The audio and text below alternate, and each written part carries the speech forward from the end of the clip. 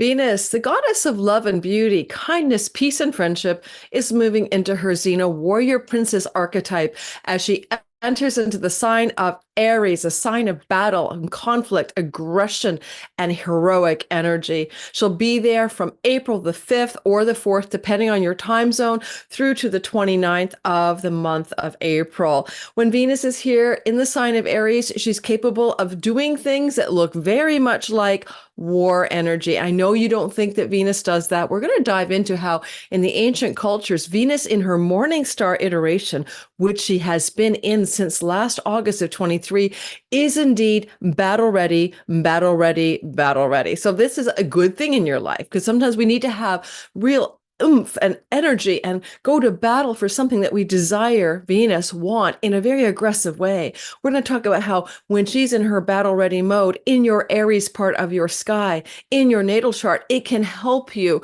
really move for what you want in a very determined and heroic way. But unfortunately for the world, when Venus is in Aries, peace is hard to come by. And as well, she's going to be bumping into some cast of characters that can create even more challenges when it comes to the word peace, particularly her flow to a strategic goddess of war and victory in war and courage and bravery in war, Athena, as well as her complications as she works with asteroids for really challenging things like Pholus and like the asteroid Apophis. So we're talking about asteroids today as well. So this is going to be a dive into some events in the world that may occur during her 3-week stay, April 5th to the 29th, in the sign of Aries.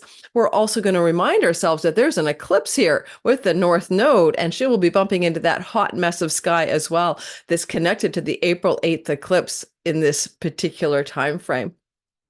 If you're new to my channel, welcome. My name is Lori Lothe, and I'm using the Western Tropical Zodiac and the whole sign house system. If you like that kind of stuff, especially the minor asteroids and fixed stars that I love to talk about, please consider hitting that like button, subscribing, and giving my channel a try. And also, if you're one of my regulars, welcome back. Now, I'm not promoting much right now. I'm just engendering this video going forward, but I think Sky Reader will be coming up soon. If you want to learn astrology to time your best life, be your own astrologer, 6-week live course. The link to sign up for the waitlist is in the description box below. It may not happen in April as I imagine, but if you want to get into that class, please get on the list and I'll give you a notification of when indeed I'm teaching that, whether it's summer school or fall school at this point, I don't know. I reserve the right to change my mind as I have an Aries sun and moon and Mercury is now retrograde, and it has to do with travel plans to Portugal and my ability to get this class taught while I'm also creating content for June because I'll be on the El Camino. So I want you to understand why I might delay. Now, let's talk about the sky. Oh my God, guys, the sky. So in the beginning of all my videos, I do what's called mundane mundus, the world astrology. That's to talk about how the sky reflects current events. If you don't like mundane astrology, no worries. You can just jump ahead and go ahead, jump ahead and go to your sign on the timestamps with the chapters or in the description box pinned to the top of the comments. That will not sync up until at least an hour or two after the live premiere, but that is your other option. I encourage you to stick around and learn a bit of astrology for the world. Before we go ahead and look at the chart and talk about world events, particularly political and warlike events, I want you to imagine your female warrior archetype. What is the energy of the female warrior for you? Is it like Lara Croft Tomb Raider from the game? Or is it Xena Warrior Princess? Is it Joan of Arc? Pick in your mind. I mean, is it Margaret Thatcher? You know, the iron steel energy of Margaret Thatcher. I think call her Iron Lady or something. Pick a woman who you consider to be a warrior archetype. All right. I want you to consider how that looks in your imagination, because that's what Venus is. And I know that I've had kickback on my channel about this from people saying, oh, Venus is the goddess of love. She doesn't do bad things. She's not a warrior. I am referring to the ancient tradition of Venus in her morning star iteration, which she is birthed into the morning star place, and morning meaning that you're not seeing her in the evening but in the dawn sky. And that is because this in the ancient world, as she is coming into that iteration through a retrogradation into the heart of the sun, this is an indication of her morning star status. There are 3 iterations: invisible Venus, like a sorceress or a witch when she's under the beams of the sun. There's a morning star Venus, which she's going to be a warrior full of chutzpah and go-getter, but also prone to be involved in wars. And then there's the morning star, evening star, which is demure and calm and tranquil, and Grace Kelly, and perhaps peaceful. Think of the archetype of the demure feminine versus the aggressive feminine. This is not man or woman. This is about feminine and masculine energy. Now, I wanted to be able to source something for you because I took some classes in Babylonian and Mesopotamian astrology over the years, and that's where I'm understanding this differential in the way that Venus works in the world. But then I thought, let's go find somebody else, an astrologer, particularly modern, who has something to say about it. One of my favorite astrologers from England, and I do subscribe to her stuff, is the Oxford astrologer. And here's what she has to say. Now, I'm just going to read a little bit, but I'm not going to make it hopefully boring. But I'm going to give you a little gist of this, because what I want to bring up is that because I'm seeing her as a warrior here, not as the peacemaker, which of course means trouble for peace as well in the world, is that she's also coming into a sextile to Pluto, and later in combination, Pluto, asteroid America, and asteroid Israel, and Venus in this big intensity are coming up as we move through the month of April towards the end. And I don't know, Pluto, even in a sextile flow to a Venus warrior, can still be very intense energy. We'll be talking about the archetypes of Venus and Pluto for your sign, because Venus Pluto in the non-shadow side is the power of love. And we'll be addressing that using Renn Butler's The Archetypal Universe, because where you can power up in love is something that April could give each of us individually, depending on where our whole sign Aries house chunk sits in our celestial natal real estate. So the Oxford astrologer in 2011, ahead of the curve, you can check her out at oxfordastrologer.com. She wrote this particular piece called Venus the Warrior. And she says basically that, hey, everyone thinks that Venus is a goddess of love, but she's gone into some research on her very own. How can Venus be a harbinger of violence or challenge? And she goes into this deep dive into the, different cultures. And this is what she comes up with. She says she edited a series of books years ago on mythology that was published by Time Life. So isn't it interesting? She had a mythology series with Time Life. The Oxford astrologer is pretty darn amazing. I've subscribed to her newsletter for decades, well, at least 20 years, 15 years, I don't know, 11 years, who knows, but a long time. And she says, I happened to read the volumes on Mongolia and Mesoamerica back to back, and I was taken with some clear parallels in the midst of the Asian steppes and those of the Aztecs and Mayans. And in particular, I noticed that on both sides of the Pacific, Venus was considered a planet of war. Since it's considered quite likely that early Americans walked across the Asia land bridge, I suppose it's not much of a surprise to find there are shared mythological roots between the two cultures of Mesoamerica and Asia.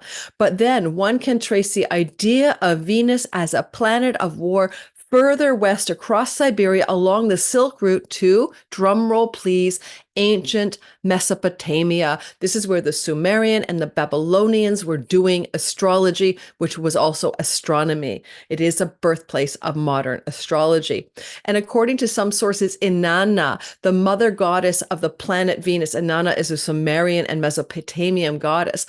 Inanna, the mother goddess, was the planet Venus, and as such, the mother goddess was both a goddess of fertility and a warrior queen. The goddess had two faces. Venus has two faces. And she goes on to say that we mistakenly emphasize Venus as only love, peace, harmony, and that's not true. And if you think about Venus in Libra, the signs of justice, cosmic and human, and also balance, harmony, and peace treaties. Yes, she is very prone to attempting to find that balance. But what about Venus in the home kingdom of Taurus? It is about the earth. It is about resources. It is about land. And it's about how many chickens and hens you have. Do you guys know why people went to war if it wasn't for religious fanaticism? The other reason was resources. So people went to war over resources for thrival and survival. In our modern day, you can get land grabs, chickens, hens. We went to battle over resources, especially if they were limited. So Venus can be a warrior battler. She does, even in the Taurian archetype, have the potential to go to war over money, resources, and things to do with the earthy realm. Whereas in Libra, she's kind of got the Egyptian feather goddess Ma'at, and she's like, okay, let's see if our scales are balanced. Do you go to heaven or hell, or do you get to reincarnate? Is your soul lighter than a feather? That's the archetype of cosmic or divine justice or balance. But of course, Libran scales can represent peace and peace treaties and agreements. between two parties. And then you can see her in her Libra iteration being much more about peace. Then we add Venus can be the morning star, the warrior, or the evening star, the peacemaker, and in between, invisible. A kind of a witchy sorceress going into the underworld, so damn close to the sun that we cannot witness her.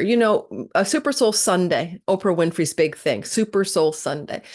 Venus has a deeply invisible but magical Venus conjunct her sun called Cazimi. And things with Venus deeply invisible, like conjunct the sun, are very powerful. But in the Babylonian tradition with the teacher I had, Venus invisible is in the underworld, and she's very much a sorceress, and she's very magical, and she can do deep inner work with us. Now, let's just keep all of that in mind as we look at the sky together to talk about Venus as she is in her warrior battle mode, and how she might outpicture for the world as more of a purveyor of war. And how close is she to the sun? Because she will be Cazimi the sun, as she did August the 13th, 2023, being born into her morning star warrior. She will be Cazimi the sun on June the 4th at 14 degrees of Gemini in a superior conjunction, meaning that she's behind the sun, and she will be birthing herself into the sky as the goddess of the evening star. And that can bring us peace. I do not expect even an iota of something that looks like peace in the world right now when it comes to wars, when Venus is either in her morning star, invisible perhaps, or in her waiting for her evening star apparition. If she's born into the heart of the sun for peace on June the 4th, she's still invisible until at least mid-July. So it's not ready yet. We're looking at still a hot mess in the world, probably when it comes to war and peace. Let me show you the sky so you guys can get a gander of what I'm looking at before we do our all signs portion. Today, I'm dressed in honor of Venus. These are just some really cool earrings I bought somewhere, I think in Mexico, with some kind of green stone. I have no idea what it is. I tried to get a little greeny blue into the scene here, because emerald green is one of Venus's colors, especially if you want to do altar or something like that. Now, let's pull up the sky and take a quick peek at it. Now, you'll notice that I'm way down the pipeline to April the 27th. That's because I was doing some research, and I will mention a few things about that. Oh, and as I get ready to go, all my little notes are missing in action. Where are you? My notes that I just made up for you? Ah, there they are. Okay. So let's get started, and we will do your sign. And don't worry, I'll promise to get to you in your life. Venus does go through the sign of Aries on the yearly. It's nothing like super special. What's special is, of course, what morning star, evening star iteration she's in, and what asteroids and planets she's talking to. And the most important thing I want to talk about here is that she's going to be in a square by whole sextile by whole sign to Lord Pluto. Now, I've jumped us way ahead here, and I'm going to stay here just for a minute. You can see that on April 27th, the asteroid America, which has been in a square for a long time through Capricorn to the Israeli ascendant of the nation of Israel, is with Pluto. This starts to become active around the 16th and 17th of April as asteroid America crosses the boundary of Pluto in Aquarius. But the asteroid Israel is following up and will be there around the 28th and 29th, as well as 28th, 29th, and 30th. We'll see the asteroid Israel on Pluto and America on Pluto. Pluto, death, transformation, crisis, conflict, right? Metamorphosis. But come on, guys, death. I don't like this because I'm recording this for you guys today. I am recording this for you today, April the 2nd, for my Patreon community who gets this early access ad-free. Come join me. And what I'm thinking about here, just, my brain is going, okay, today in the news, yesterday in the news, some really intense things have happened. There's a ban on Al Jazeera by Israel, which includes, of course, Gaza, and a declaration that Al Jazeera is a terrorist organization, more or less, in the Knesset. Only 8 people said no to that vote. That means that Al Jazeera journalists will be considered genuine targets of war, on top of which you're going to end up having no information coming through about the war, because it is Al Jazeera who's the main on-the-ground provider of news, and that is funded by Qatar, but it is also the voice for the Arab world. Now, what I want to mention about that is that this is, of course, a big, issue in the world. That's not where we're going. We're actually going to the Syrian embassy thing. That's where the problem is. But I would like to say, to cover your tracks by banning the major media outlet that's reporting on Gaza, and perhaps the reporting of the complete decimation and ruination Al Shifa hospital and the massacre of the bodies they dug up underneath, who were people blindfolded and tied, the death of doctors, the torture of doctors, etc. But the destruction of the main hospital that served 30% of Gazans' health needs in Al Shifa, in the north of Gaza, is an absolute catastrophe because there's nothing to go back to. Right? You want to really think about that. It's not going in and taking out supposedly some Hamas people who are human shielding behind a few patients or doctors. This hospital is no longer functional. It needs to be razed to the ground and rebuilt. That's millions and millions of dollars that I don't know who's supplying it. So there's that, and there's the atrocity and the horror that the world is experiencing, knowing that this has happened. This was a very modern and European and Western world funded, highly functioning hospital. Now we've got the Al Jazeera ban, voted yes, they're terrorists. You know what that means, right? Already a huge number of Al Jazeera and other press agents in the Gaza have been killed. Now there's going to be more of that. And they'll probably have to pull their people out. And number three, the most important problem here that I'm seeing, because I'm saying Venus warrior star, this is a Venus story. Venus is looking over at Pluto. She sees Pluto, but I don't care that it's a sextile, right? This is still Pluto and a warrior Venus. And we're going to notice that because the asteroid Israel and America are with Pluto, connecting to a warrior Venus after an eclipse on April the 8th, with Chiron here, the wounds of war that the world is dealing with since 2019, when Chiron entered Aries, and we had the Ukraine war, we've had other world wars. Of course, I'm not naming every problem that we've had since 2019, February, when Chiron entered the sign of war for a collective wound around war. But now we have the absolute heart-wrenching devastation and loss of life of women and children and civilians in Gaza that is something that, and starvation now, that some of us are unable to sleep at night because of. And I don't need to condemn Hamas in order to say this is a disproportionate asymmetrical response to war. Because Israel, though, went in and bombed an embassy in order to kill 2 Iranian generals in Syria, that is a breach of the Vienna Convention, in which embassies are always off limits for war or assassination strikes. Embassies are known to house spies. Embassies are places of safety as well. And this is a complete violation of the Vienna Convention around the sanctuary and safety of embassies. This has already led to the nation of Iran basically saying, we're going to get you back, right? Switzerland, as a bridge of communications from Iran to the United States, said this is not going to be okay with us. Because the nation of Iran's embassy in Syria is considered to be its geopolitical property. So it's United States can tag Lebanon and anyone else, or Syria, but they actually attack the sort of like mobile real estate that belongs to the nation of Iran. There's a lot of argument, right? I'm just going to stop for a sec and talk to you guys. There's a lot of argument that the bastion of the democratic bastion amongst the more religious or Islamic states of the Arab world. Thank God we have Israel. Israel is a bastion of democracy. It is an ethno-state. It is a theocracy, and it is a messianic state at this point, okay? And when you see a democracy ban an entire Arab world, Arab-speaking media that has been in the Middle East and establishing contact for those in the Middle East about what's going on in all of the Arab world, you do not have a democracy. You do not. You have a dictatorship. We get all upset when another country bans media from their environment. We are like, oh my God, they're banning, public, access to information, freedom of information. And when Israel does it, what's going to happen? What's the Biden administration at all England going to say about it? Probably nothing. And so the point of this little commercial break with Lori is not to say that I am giving you my political interpretation, because I know you guys think I use as a pulpit for my political ideas, but because Venus is a warrior star and she is looking back at this Pluto problem. And this is not good when America and Israel are together with Pluto in the last half of April, especially when Israel gets there around the 28th and America gets here around the 16th, 17th. And there's a lot of problems because the long story short is Iran will likely try to attack American places like the American military base in Syria.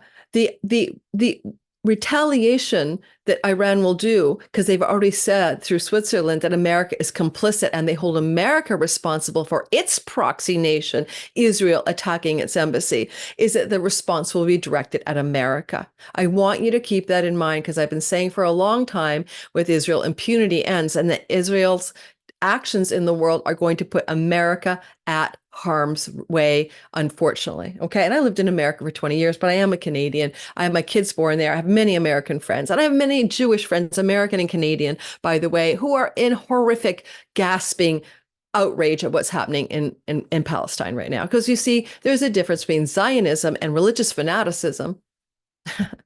Get that red heifer slaughtered so that you can take back the temple and the Mashiach will arrive.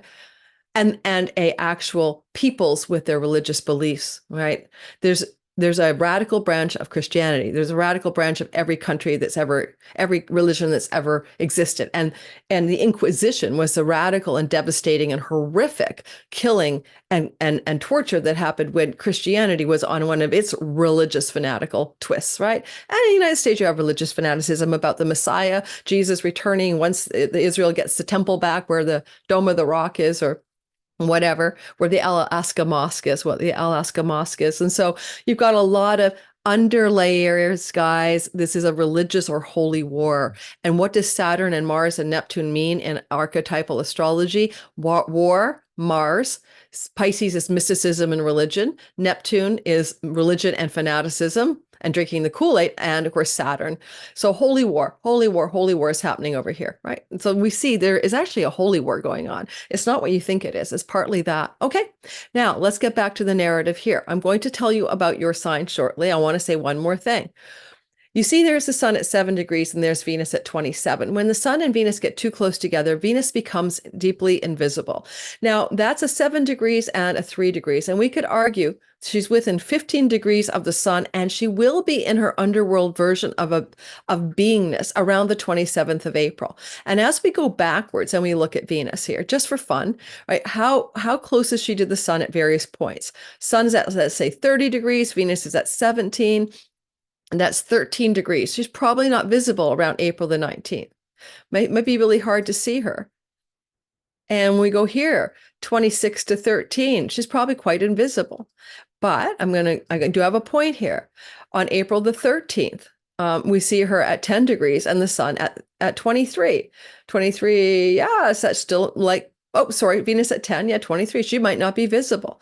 Now, Venus can be visible closer to the sun, like because she's such a bright star. She can sometimes be seen like 10, 11, 12 degrees. So I want to say that for us, but I want to be really clear. If she's not visible, the question I'd ask myself, even though she's coming off of her warrior morning star iteration, is will she cause as much damage when she's invisible in the sky? I know she can't bring outer things like peace when she's invisible, but can she cause as much war-like problems? Now, 16 degrees is the sun and 1 degree is Venus around April the 6th. Ostensibly at 15 degrees, we see her. So it's very possible that her most warrior-like nature may be evident for all of us in the beginning of her ingress around April 4th and 5th, when we see her 16 degrees away from the sun. And then we continue to move her forward and possibly, but I'm going to ask this as an empiricist, let's see what happens when she is now here, 15 degrees away from the sun. April 5th to the 8th, and yes, that's eclipse time. She's baking in a potentially visible Venus variation as a warrior star into the next year or more. As this eclipse, it goes through X marks the spot, Texas, crossing where the Libra eclipse happened last year. Texas is where the red heifers have been shipped to Israel. Don't know what I'm talking about? Google red heifers, temple sacrifice, taken back to temple religious nuttery. Okay.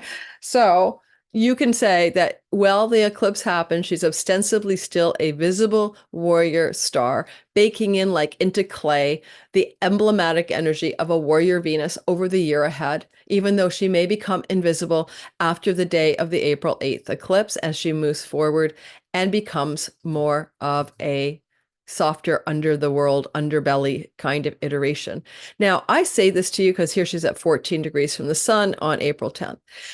I say this to you as an empiricist. I think astrology is meant to be something we uncover and discover together, that there are no right or wrong answers, that we have to investigate, ask questions, and see if it works. Before I moved to the minor asteroids, I asked myself, does this stuff work? Once you go asteroids, you never go back. Take my free course, the Amazing Asteroids course. A lot of people love it. They call it the Alice in Wonderland rabbit hole. Find the names of your husband, your wife, your children, the school you went to, places you've lived, places you've traveled. See how importantly they uncannily line up with major parts of your sky, like your ascendant, descendant, sun, moon, and other elements. And you will never go back. Once you've gone asteroids, you never go back.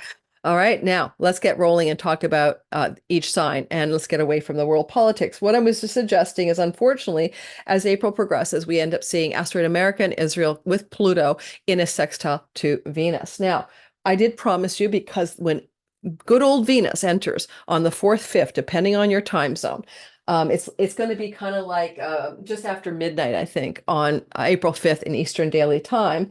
When that happens, when she enters into that part of the sky, where's my Renn Butler book?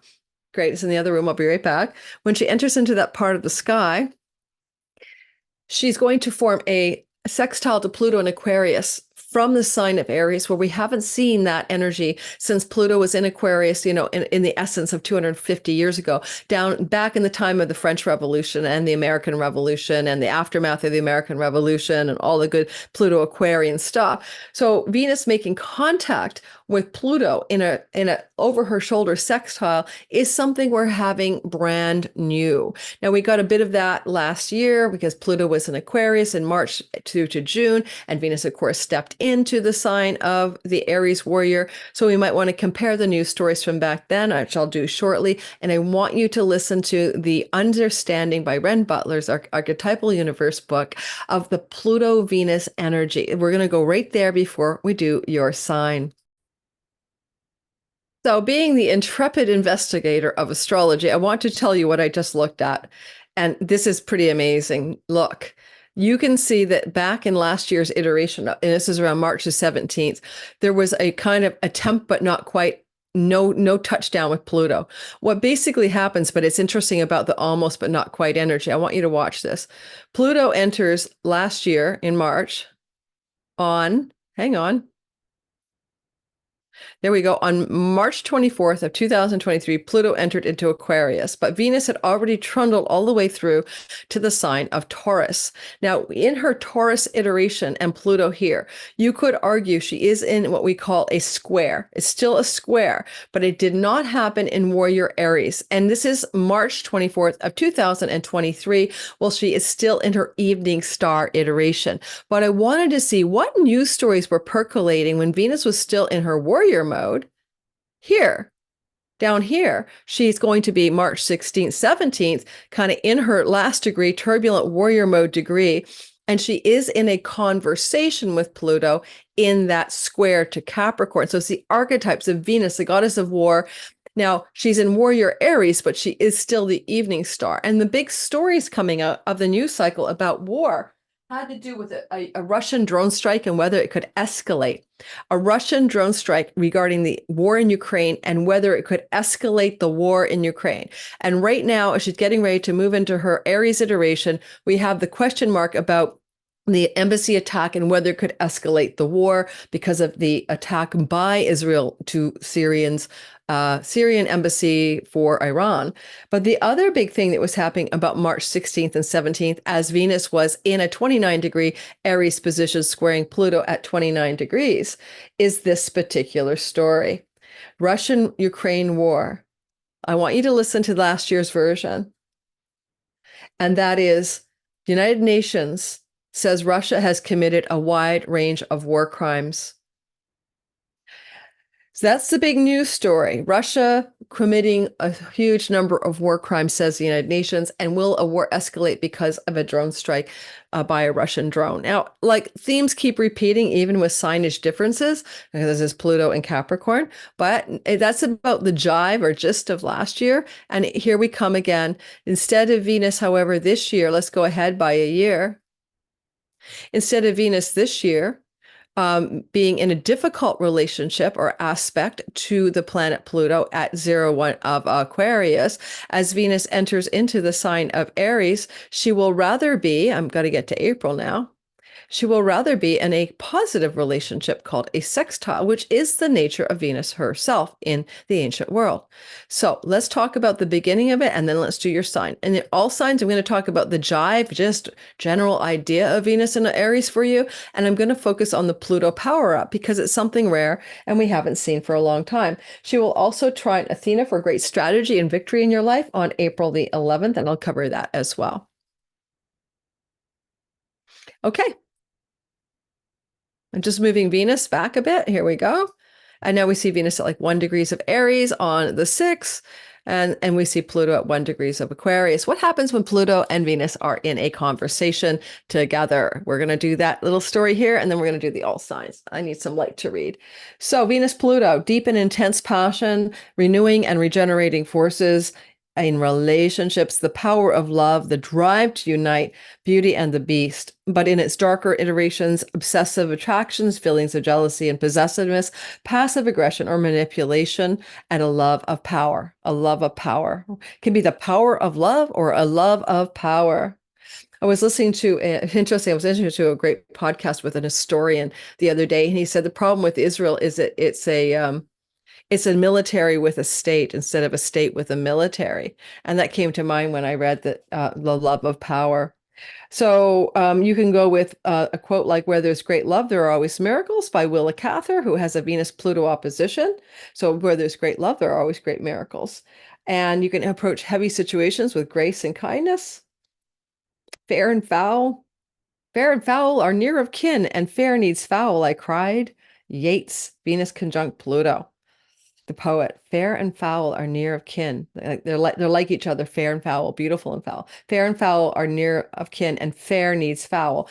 That's to say that the dark needs the light, that the atrocity needs the beauty, that you have two sides to the coins of life. The healing power of sexuality is one of the positive ways to look at it. But if we look at the shadow qualities, he's got things here like dangers of forbidden love, sexual addiction, urges to use sex for ulterior purposes, the habit of destroying what one loves, a sense of betrayal. Eros and Thanatos, the life urge and the death urge. Eros is the urge for vitality and life. Thanatos, Pluto, is the urge for death. And those two are very much in our life and death, love and hate, the polarities, destruction and creation of Venus and Pluto. Venus unites and brings things together, right? That's part of her way of being.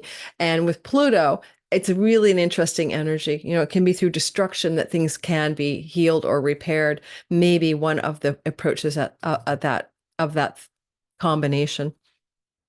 We're going to go through all signs and talk about you and your life. And I want you to, get ready for that. And I'm not going to repeat a lot of the content from the beginning because that's just a waste of time. Today, as we go ahead and do the all signs portion of the reading, I want to focus on the vibe for each sign of that Pluto-Venus collaboration. I also want to focus on April 11th when Venus is hooking up in a trine to Athena, who looks like a diamond, the goddess of strategy, knowledge and wisdom, but bravery in war. Okay, bravery in war. She will also come into, for the world, just so you know, that's Pholus. One small thing disrupts everything and causes a war or causes a domino effect. She will come into a square to the domino effect asteroid as well. And we'll talk about what that might mean for the world. And that's going to be shortly after April 11th. And we'll see how that might look. Well, I could say it now before I do the all signs. Let's just do that because I realize I won't go back to it. I forgot to mention this, but hang in there, guys. Look. We can see it here. There's Venus at 8 degrees and there's Pholus at 10. And when sort of the domino effect, snowball effect, one small incident, and he's moving this direction, he's retrograding.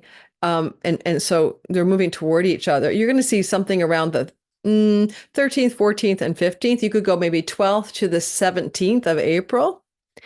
There may be some event that is a domino effect. We still have Asteroid America with Pholus at this time, as well as Israel behind America. The software does not let me draw Israel in here. America, Israel, and a domino effect or a snowball effect from one small incident around that time.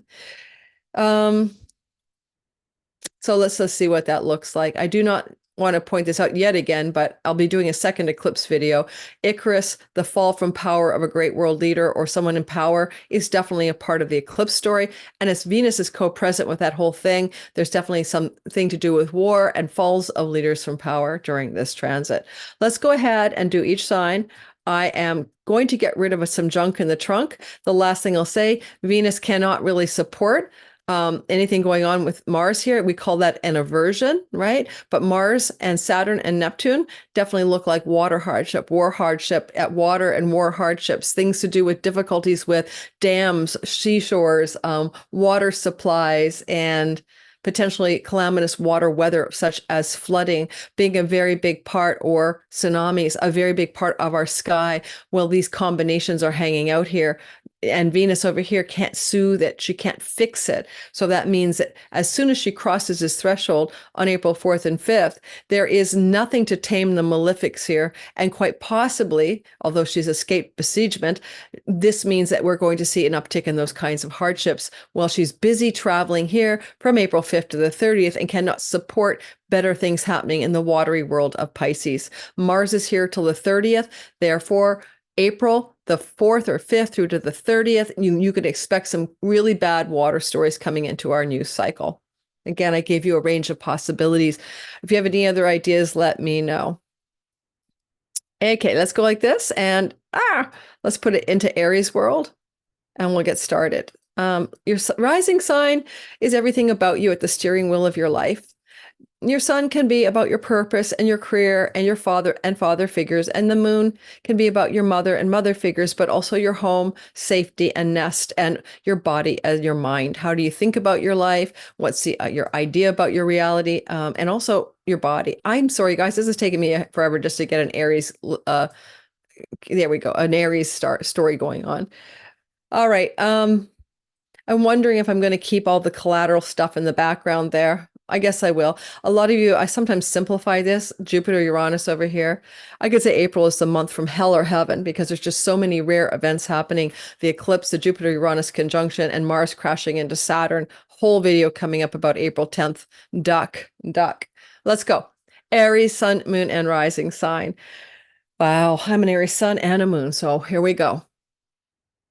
Venus is entering into a relationship with Pluto for the first time in our lives, that we haven't yet felt this as Aries individuals.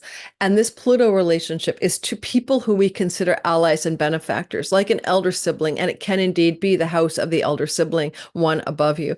And therefore, there's a profound powering up with a warrior Venus and a friend, an ally, or a benefactor, or because Venus-Pluto can engender wealth, a kind of a wealth union connected to how you create greater financial outcomes in your life as you being the warrior Venus who knows what she wants in your greater career gains. And some of those gains may be not by what you add, but by what you end. Death, Pluto.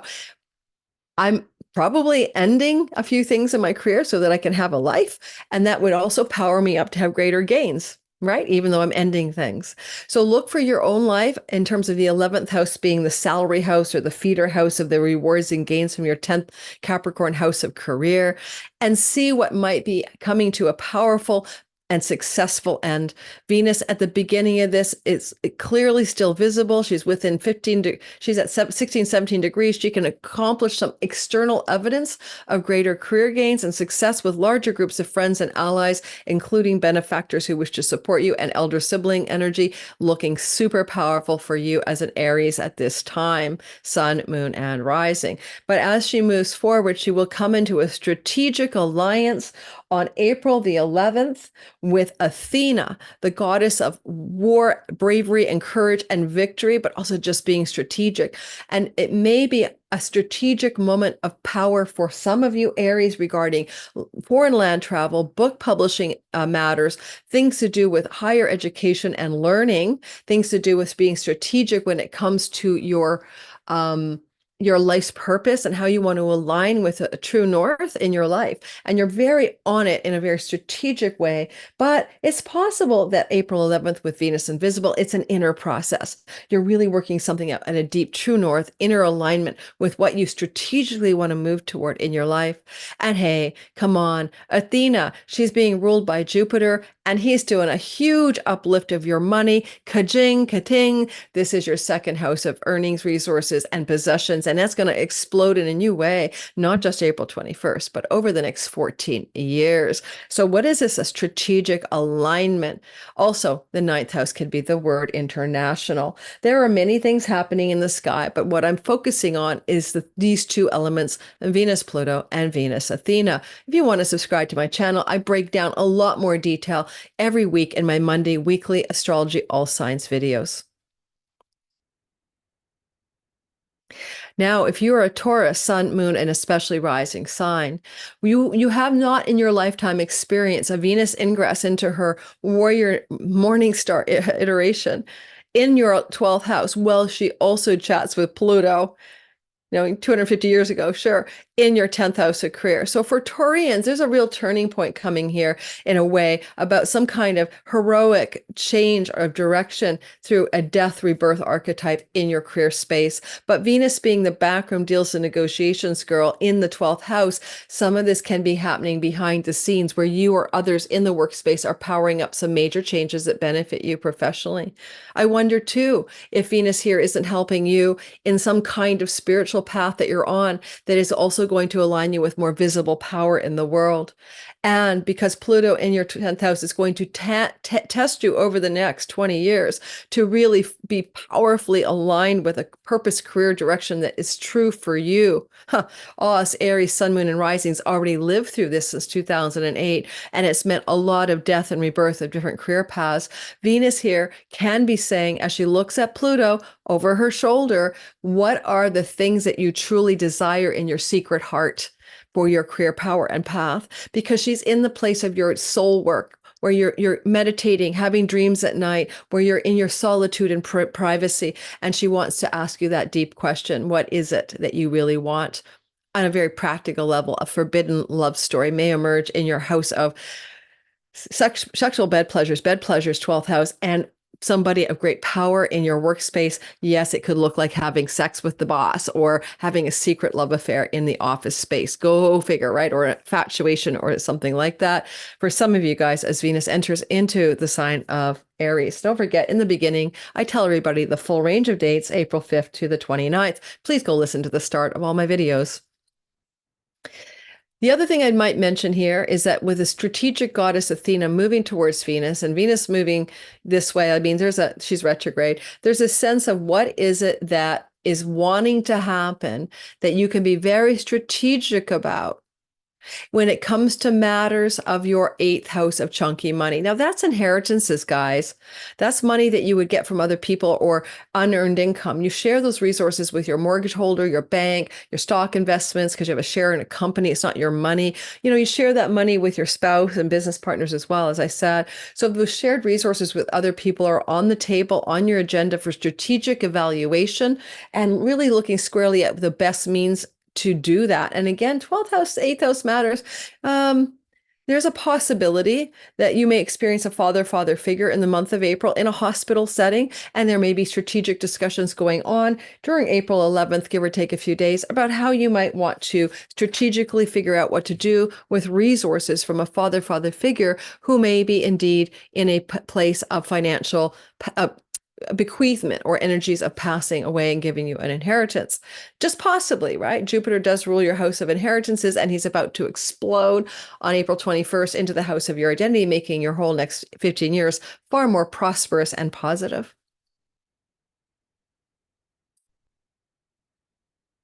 All right. Are you a Gemini sun, moon, and rising sign? Because if you are, you've got this energy of Venus for the first time in your life, early April, April the 5th, it depends on your time zone, moving into the sign of Aries. Well, having a chat as she's still visible and she's a warrior Venus and she's in her morning star with Pluto in your ninth house. Now, if you have a spiritual belief, faith, or ideology, that can be very much the matters of religion or something, and death of a religion. I'm going to tell you, there's a very few Geminis that are going to keep their religious beliefs, losing my religion over the course of 20 years of Pluto in your ninth house. But transformation through spiritual path and belief can be a big thing for you, and death and rebirth of your identity in a positive way through your spiritual path, Gemini.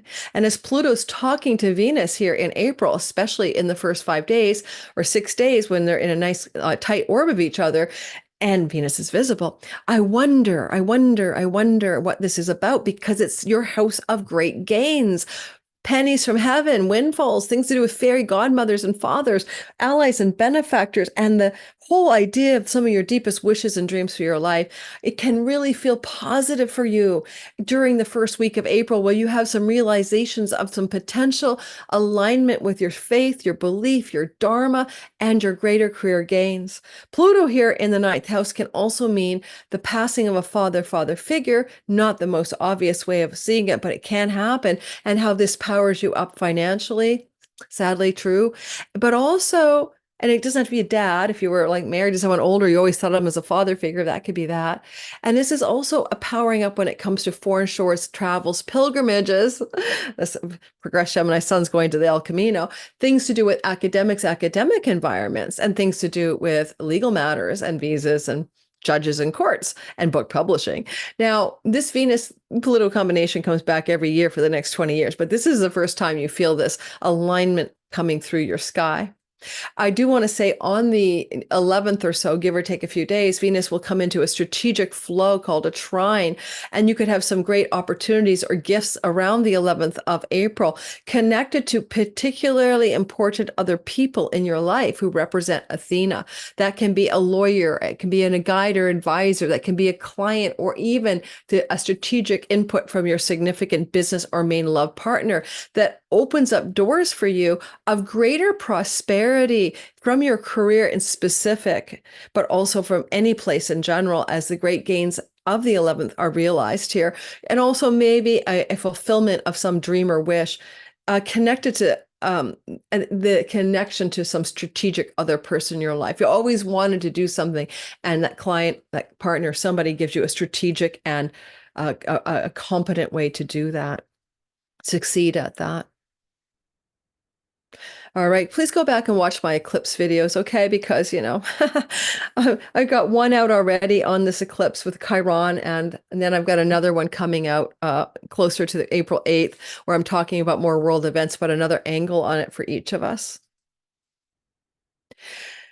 All right, if you are a Cancer, sun, moon, and rising sign, in the sky, we have this energy of Venus over the course of the month of April moving through your 10th house, starts April 5th, and you're going to be glowing a little bit here. You get this kind of like reputation and career improvement and luck, and possibly popular appeal with the audience or marketplace, or even with your clients, or even with your bosses. It's just like everyone's is happy up there, even when she's in her warrior state, even when she's in her detriment. Bitter things are happening in your career. Now, as she's going through here, she's also, as I said, early on in the first few days of April 5th to say, I don't know, April 5th to the 10th, maybe, she's still visible, and she's probably going to bust some butt up here for you and help expand and align you with a greater career success. I mean, that eclipse is coming through for you guys is important, because Icarus and Chiron are involved, and there may be literally a fall from a boss, from power in your organization, in your place of work, that allows you to rise up to greater success in your purpose and career area and visible reputation. But also, you may have a fall and melt a bit, but then also find something from the fall of value over the next year. You may close out a career. There is a powerful energy of something new, but something ending here for all of you, Cancer, Sun, Moon, and Rising relative to your 10th house, especially for your rising sign and sun, indicating a massive career change over the next year is possible. But Venus here in the month of April, she's going to help you get what you desire, and she's going to go to bat for you. And when she becomes invisible, and I'm saying she's probably visible for April 5th to the 10th-ish, when she becomes more invisible, then maybe it's this inner work that's going on where you're really assessing your truer desires for your career and coming into a sort of a sense of what you might want to achieve here when she becomes visible again in July. She's strategic as all hell in inner dialogues with Athena around the 11th about strategy regarding your workspace, your work routines, your health, pets, and rental properties and situations for renting or leasing a property. Those are strategic conversations she's having. I mean, certainly with the South Node here, a lot of you Cancers are looking at relinquishing, selling, or leaving, or letting go of something to do with land, home, and property. And this strategic Athena in the house of debt, like pay off the mortgage, may be talking about that. Pluto is powering up stuff from your 8th house of mortgages, banks, lenders, and loans, finances, and connected to not only the career space for you in April, but just the workspace itself. You might want to rent an office space for yourself. You might want to dedicate a room in your home as your office here. You might want to strategically make a change of job and career so that you can move your home over the next year. And some of this is playing out. Pluto is really going to really help you over the next, 20 years, power up your 401k, your investments, your shared resources with a partner, but not to scare you. But Pluto here can bring inheritances over the next 2 decades. And some of this energy here with Pluto and the goddess of money and strategy connecting in this way can be some early, or separating assets with spousal relationships can be some of the early strategies you're having. It looks a lot like you really want to clean up your work. You don't want to do it the way you've been doing it. You want to make some changes to the work you do, to the way you do it, and you really want to shift gears there strategically in the month of April. You may execute those changes, however, in July, because Venus needs to be more visible.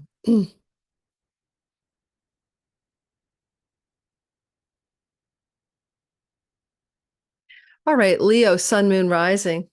So a new thing is happening here. Venus is entering April 5th to the 29th through the month into the sign of Aries, and she'll be visible in the very beginning and then going into invisibility. Most importantly, it's your 9th house. This is a house of God, and this is a house of your spiritual belief and faith, and this is a house of your true purpose and meaning of your life. Deep soul work energy can happen in this metacosmos between the world's house. Because there's so much happening here, and some of this is world events like Apophis Hygeia. I'm saving that for my next video on the eclipse.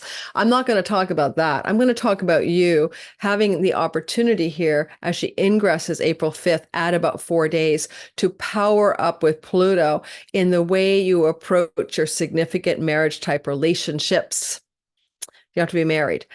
And how you wish to work through something either legally with that marriage type or business partner, or in matter of alignment with that partnership and your spiritual identity and beliefs. Now, Venus is always asking, what do you really desire? And she's moving through the 9th house, and it's a Dharma house.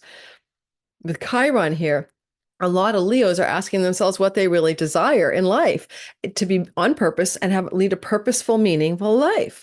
And she's adding her weight to that narrative. With Pluto in the 7th house, a powerful client, marketplace audience type person who's got great wealth, maybe supporting you to achieve some of your alignment of your goals. Practically, Venus is in the house of legal matters to do with courts, academic settings like colleges and campuses, as well as matters to do with foreign lands and travel. For some of you, it could be just as simple as April unveils an opportunity for foreign shore lands and travel, and you may be seizing that incredible opportunity in the first week or so or two of April. When Venus gets strategically aligned with Athena, the goddess of knowledge and wisdom, in your 5th house, you may have some strategic alignments with a romantic partner, a lover, somebody to one of your children. And certainly 5th house and 9th house matters may just be about one of your children, getting a strategic alignment April 11th in terms of a college or university or campus acceptance or plan. And if with Venus connecting to strategic Athena, if you have an independent entrepreneurial business, this is you being very strategic and aligned with your deepest purpose as you line up your dots to publish that book, get an agent. Book publishing is your ninth house. Athena's an authorship energy, or to strategically align your business with international reach, or strategically align your entrepreneurial and creative business with your deepest purpose. Again, that's April 11th or so, give or take a few days. Let's face it, this big blow up in your 10th house is going to give you a great deal of excitement and career focus and success. Starting the third week of April, add 14 years. I will be doing a whole separate video on that. Stay tuned for that. All right, Virgo, sun, moon, and rising. Let me just check my time. Woohoo. Well, okay, I got time. It's a school day for my daughter, and I always help her get to her campus while she's finishing her last year of university, and she is a Virgo rising. So basically, what you've got going on, Virgos, is you've got this energy. First of all, let's just acknowledge this hardship of Saturn being in your significant love relationship house for a long time, right? Since last March till February 26th. That's a backdrop upon which everything else is happening. Keep that in mind, especially watch out for April 10th, 11th, when Saturn joins with Mars here. Against that backdrop of hardship with your partner or for your partner in love and relationship is this Venus story. And this is the shared resources with a partner. So something going on here with the shared resources and monies with a significant other can be a big narrative for the month of April. Venus between April 5th and 29th is going to address those issues. Who gets what in a divorce for sure, or how do we share the resources? Who's paying for the hydro and who's paying for this? These kinds of things become very acute during the month of April. There's also taxes in your 8th house, and there may be issues to do in the month of April with taxes connected to your clients, your marketplace, but also your significant partner in your life, and how you guys are resorting to tax breaks together or not. With this energy, though, with Pluto now available, not seen for 250 years, Pluto is for the first time in 250 years chatting with Venus as she ingresses into your 8th house. And as she looks over her shoulder at Pluto in your 6th house of debts, karmic and financial, there can be some massive financial shifts around debts and money owed. For sure. This can also indicate, because of strategic Athena in your 4th house, especially around the 11th of April, strategic decisions and actions being taken around finances and rental unit properties, whether you're the landlady or the landlord. You might also want to be very strategic around a pet, and you might be looking at the death of a pet or the desire to be bringing in a new pet into your life around the middle of April. And that strategic Athena is like, does this mastiff fit in the house, or do we need something smaller? And then, of course, Venus is saying, oh, what about the financial stuff, especially with your significant other? The 8th house can be also a kind of occult mysteries house. And if you're an esotericist, you might be having some significant strategic learning or discovery around esoteric mysteries connected to your family of origin, or, magical things like that. But it's mostly a money house in the 8th house for most of us. Venus keeps sexual secrets in general when she moves to the 8th house, and we do have some interesting calamitous energy with Icarus and the North Node eclipse and the April 8th eclipse. So for some of you, especially with gossipy Mercury up here, some sexual secrets may be spilling, especially with the Pholus asteroid in the house of romantic love. So duck for falling sexual secrets emerging, for forbidden love stories for some people during the month of April, especially around Apophis is really active around the 12th, 11th, 12th, and 13th of the month. And if you want a new place to live and you're looking for a new apartment or home or something like that, whatever you're going to find is going to help increase your financial well-being with you or a significant other. And lastly, Venus can do mortgages, escrow, and banking. And some of you may instead be strategically purchasing a property in relationship to how that property works for your debts and how it works for your work life and your health. Maybe in alliance with a significant other.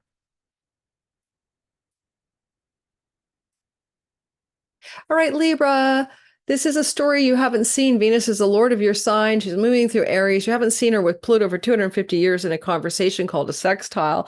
Let's talk about what this might mean in the month of April. First of all, just as a general theme, Venus moving through your seventh house, right?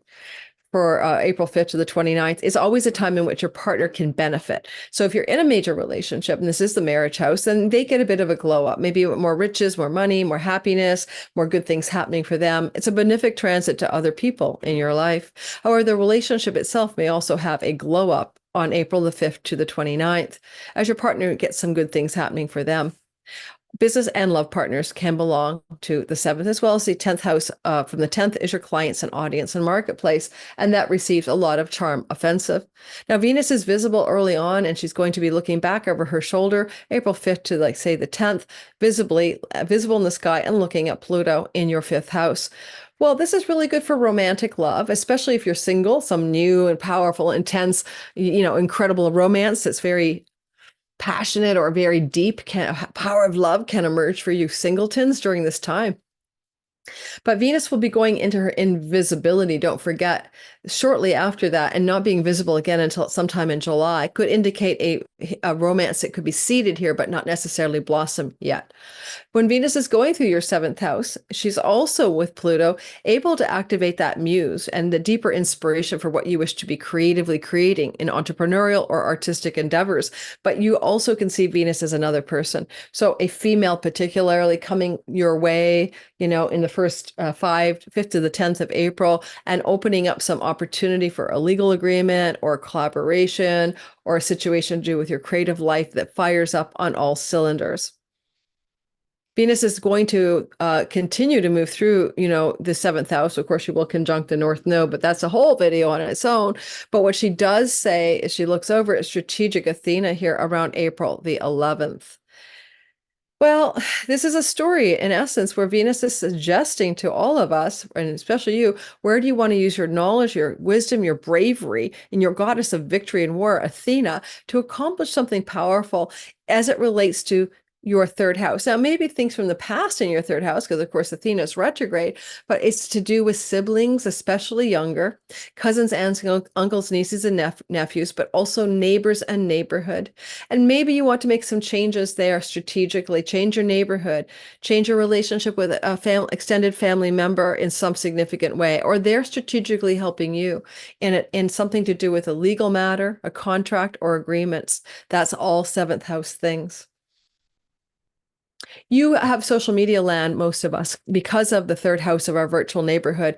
And it used to be magazines and periodicals, but now the 3rd house is also social media, blogs, and websites. And so how you wish to dispense some kind of strategic direction in those matters. And it may apply to how you reach out to your audience and clients. You're making some turning point changes here around the April 11th, give or take a few days time frame. And you may not execute them fully until July when she's visible. And travel. Athena, the 3rd house is short distance travel or just travel in general. In Sagittarius, it can also bring travel to foreign countries, far off shores. And there's some strategic decisions and actions being taken around April 11th regarding travel, especially if that travel is connected to traveling with others, clients, friends, significant friends, or maybe your significant other, and you're making strategic travel adjustments around April the 11th. Don't forget, we have Mercury retrograde. And so things from your past, this is complicated, to do with your partner and travel can be very much on your talk radar and your conversations during the April 11th, add a few days on either side time frame.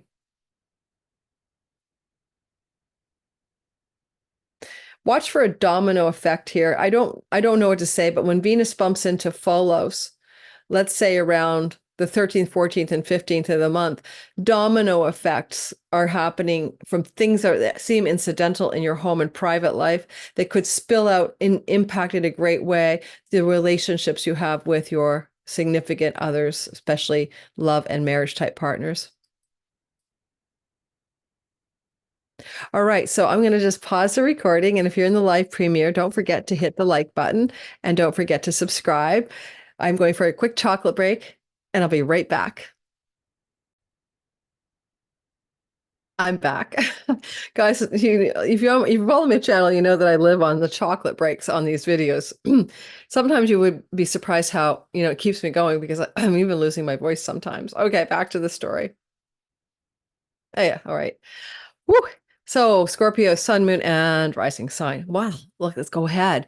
Venus is in your sixth house, and that house is about the work and health matters. She comes through this part of your sky like a warrior every, tomboy warrior every year. And here she is this time around between April 5th and the 29th. But unlike last year and the year before and the year before, any time in your life, she talks with Pluto in Aquarius, something new, something fresh. Pluto in the fourth house of property, land, home, and real estate, family of origin, mom and dad, legacy wealth, ancestral stories, your private life at home. This is a combination of energies where Pluto is very entrenched here for 20 years to come and looks over at Venus, and she looks at him, and they look at each other saying, good things can happen in the next couple of decades regarding health and work and property and rentals and leases. That's a story because that's one of the things Venus does as she looks at Pluto. And this is your first pass. So, hey, April 5th to the 29th, the vibe here is a Venus-Pluto conversation, especially the first few days. You could power up with a new animal, a new pet, and a domestic, loved one that's four-legged. You could power up with some new agreements around properties, leases, and rentals. And in your case, maybe purchases because of Mercury retrograde, a chance to sell or buy a property from the past. He owns your house of mortgages. May be available for some of you guys in the first few days of the month of April, the 5th to, let's say, the 11th or 10th. Having Venus here is really good for improving your health, but she's also very aggressive. She's in her champion warrior hero archetype, plus she's a morning star. So you might be taking some aggressive measures, especially with Hygeia in the house of health, to make some advancements to improve your health, especially around addictions and self-undoing. And your 12th house is there. And you're letting go anyway, as a Scorpio, of something like the vape, the weed, the wine.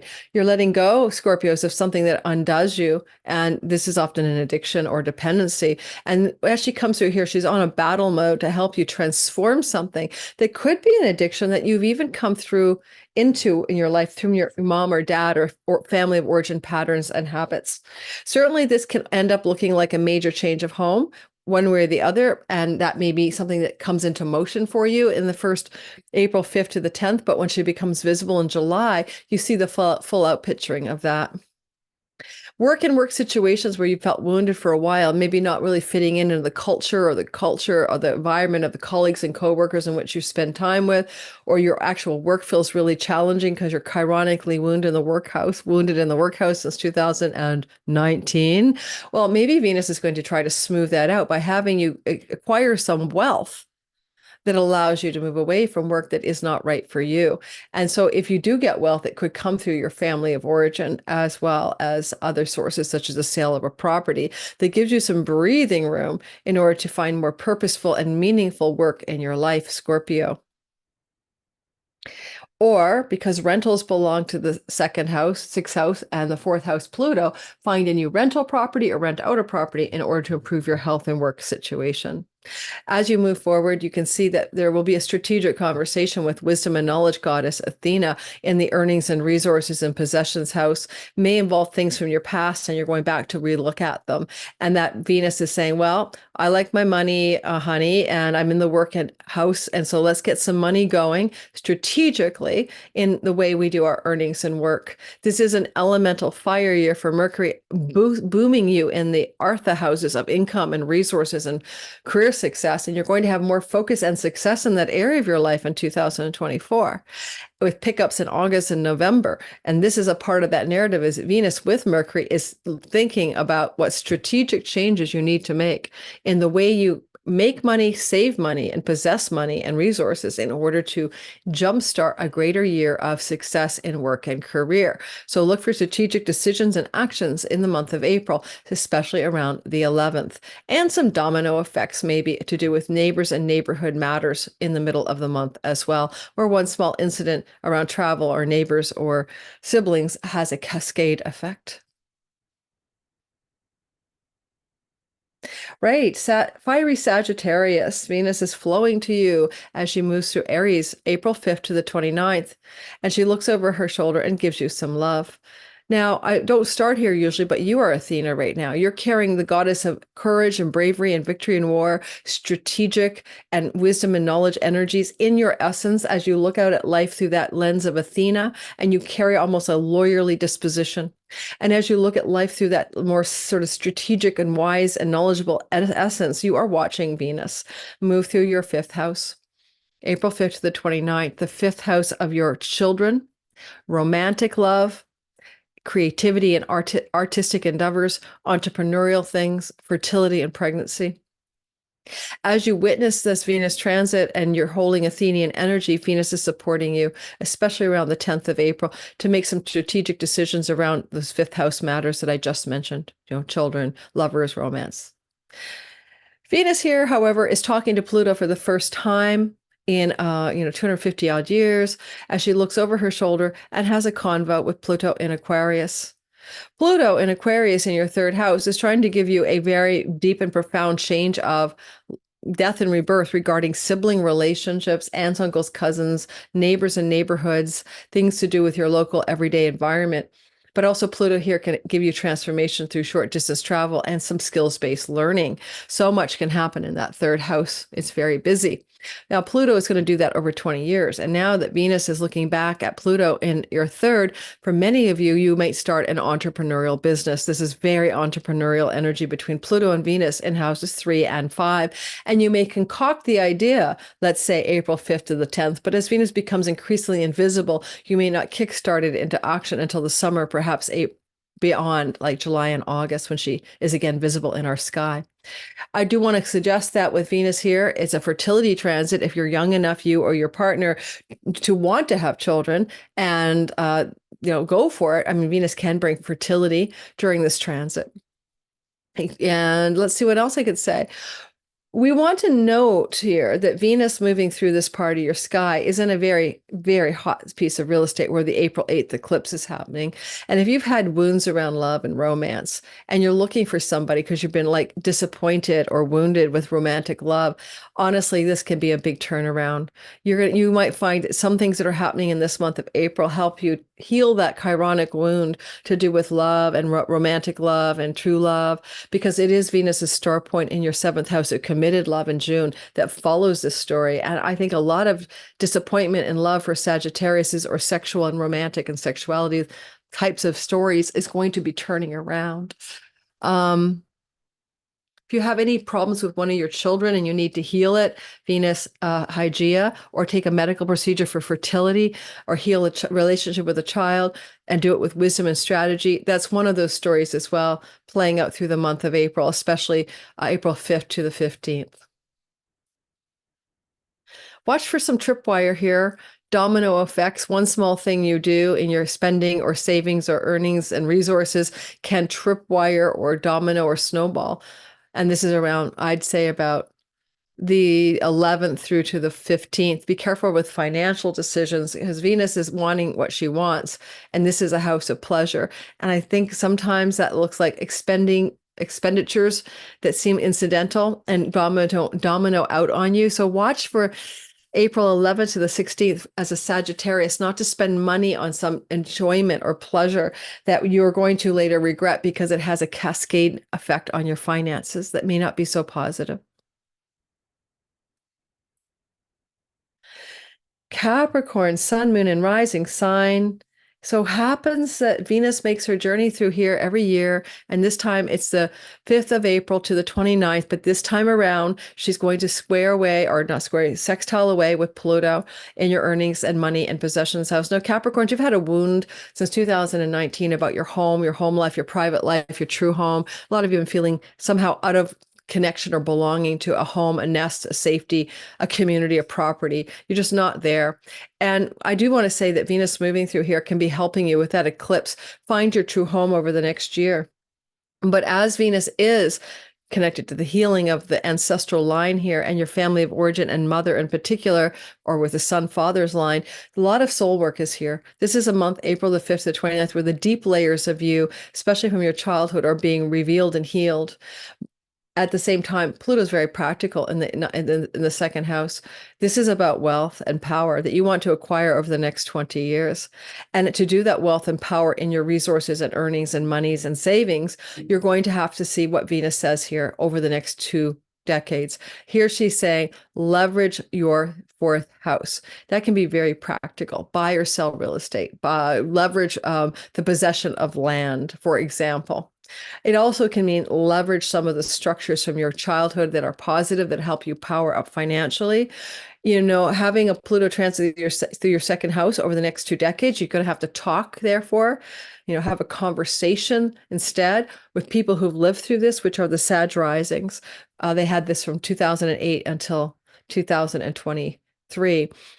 And ask them how it went. But it's really going to be some massive ups and downs and ins and outs and explosions of prosperity. And, Pluto here can give you massive amounts of wealth and also bust you down away from the wealth, so you understand what true power is in terms of how resourceful you can be. But there is a quality here of Venus and a flow to Pluto of a wealth yoga, and therefore look to April the 5th through to the 10th, when Venus is a warrior and she's visible, to power up some financial opportunity. The fourth house can represent people from your past, especially people from your, where'd you grow up? Where was your family growing up? Something to do with your childhood or your past coming to you with Mercury retrograde, giving you a financial opportunity. And there is a strategic element here where you want to really make some kind of bold victory success stories strategically from foreign shores, foreign lands, and foreign people. And if it's not that, you could also strategically end a dietary style that's bad for your health that you inherited from your family. But if it's not that, it's like, how can you get some strategic warrior victory leverage activating around the 11th of April, give or take a few days, as strategic Athena, and these are opportunities from your past, she's retrograde, gives you some lawyerly energy around foreign land travel, foreign shore travel, or strategic opportunities financially connected to things that have to do with home and homeland. Now, look, really, Rahu means the foreigner and foreign places here, and he is flowing to strategic Athena. Just for a very few of you, there could be some strategic financial opportunities for earnings connected to foreign lands, foreign shores, and foreign places, or how you harvest revenue from borderless income using international payment processing systems. So that's the online world for a lot of us. You are the domino effect, carrying a little Pholus in your hand. You could end up tossing a bottle of wine that causes a war into it, uncorking the wine and causing a war, the story of Pholus.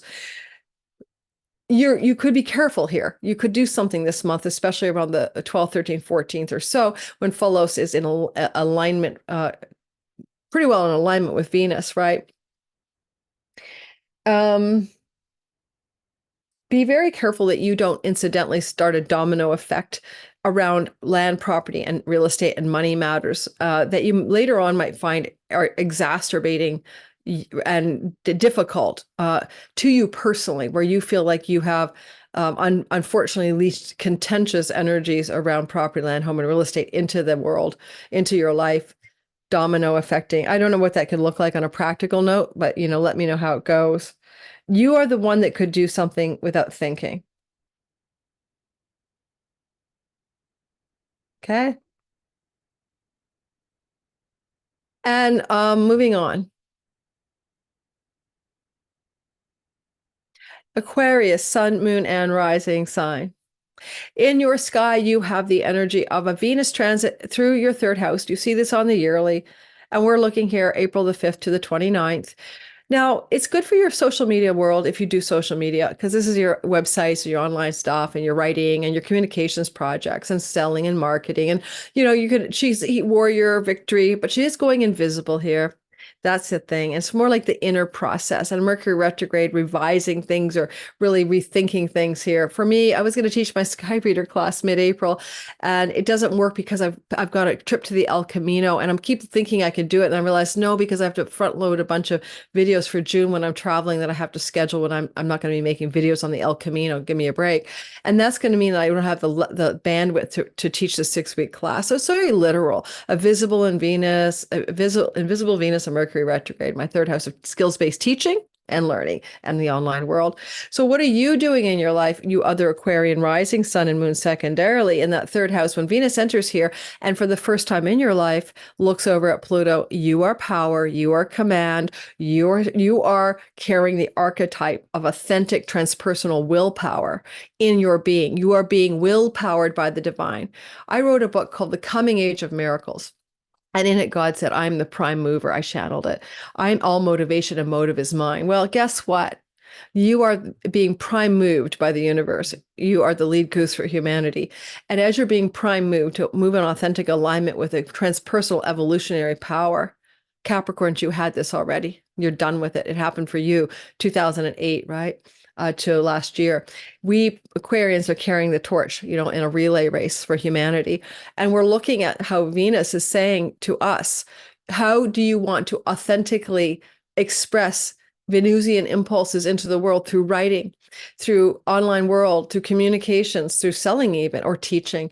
And Venus, of course, wants this to be something of great beauty, or though courage and daring as well, because she is in her Xena warrior archetype here. So it is going to be the first 5 days or so, April 5th to the 10th, where she's talking to Pluto. She's still kind of visible, and you may make some very big changes in what you desire. She is in a house of travel, and there may be some decisions you're making around travel, especially on the 11th of April, as she is in touch with strategic Athena in the house of great career gains, but also benefactors and supporters, allies, and friends and friendship networks. You might have some strategic guidance or strategic and bold and courageous alignments with a female in your life. Not even have to be a female, but it can also be connected to siblings. This is your elder sibling up here, Athena. This is your younger sibling down here in the third house. So sibling connections are big on the radar around April 11th. If you want to be strategic and courageous and victorious in the greater gains of your career path, especially with Mars moving to your second, flowing to your 10th, you would do that with this Athenian moment around the 11th of April, give or take a few days. And Venus says, I'll help you do it in a way that involves that third house. I want to mention with an eclipse here, the writing wound, the third house neighbors and neighborhood wound, the short distance travel wound is being eclipsed and healed during the Chironic Eclipse of April the 8th. And Venus is mopping up, but she's invisible for most of April, and not until July does she return to visibility. But she could hatch some very deep plans that you want to make here during this month of April about how you wish to show up in the world, especially entrepreneurially, especially creatively. We'll get to why that works that way when we do my Venus video coming up for the star point in the month of June.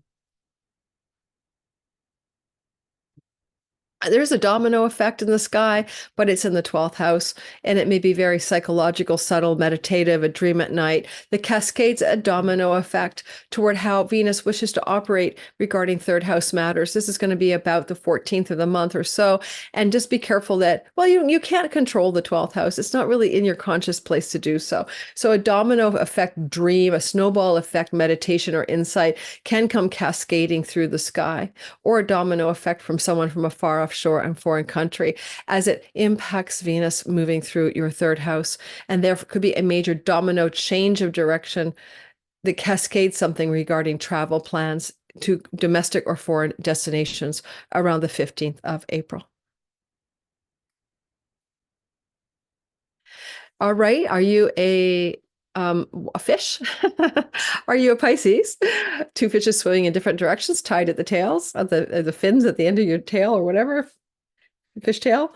And if you're one of the fishes of the world, you transpersonal zodiac types, mystic poets, I call you.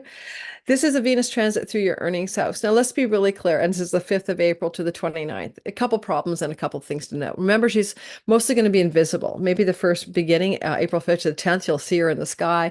And that's going to be some visible opportunities or changes regarding your earnings, your money, your resources, your savings, your possessions. And as she's moving through here, as she's also conversing with a story that started with Chiron in 2019, when he began to wound you in the house of your money and earnings, but also in the house of your face and your food style and your teeth, maybe. There's a kind of Chironic wound there. And, here we have Venus, the goddess of beauty, in the house of the face, mostly like the jaw and the throat and the lower half, but the face. And you're kind of like, okay, so I've been wounded here. And now the goddess of beauty is here yet again, but for the first time since 250 years ago, she's having a convo with Pluto. Now, Pluto in the house of self-undoing, self-sabotage, curses, past lives, karma, Akashic records is very subtle in some ways. You're having a spiritual transit over the next 20 years, can wake you up from the dream, pop you out of the matrix. Happened to me as an Aquarius. I had a couple spiritual awakenings that really popped me out of the matrix during that transit. This might indicate here that you could have a big spiritual breakthrough around your finances, around your self-undoing and your bad habits and patterns when it comes to food and addictions. And some Pisces may be breaking through basically a chronic money wound. And this could be happening for you very beautifully, perhaps in the first April 5th to the 10th time period.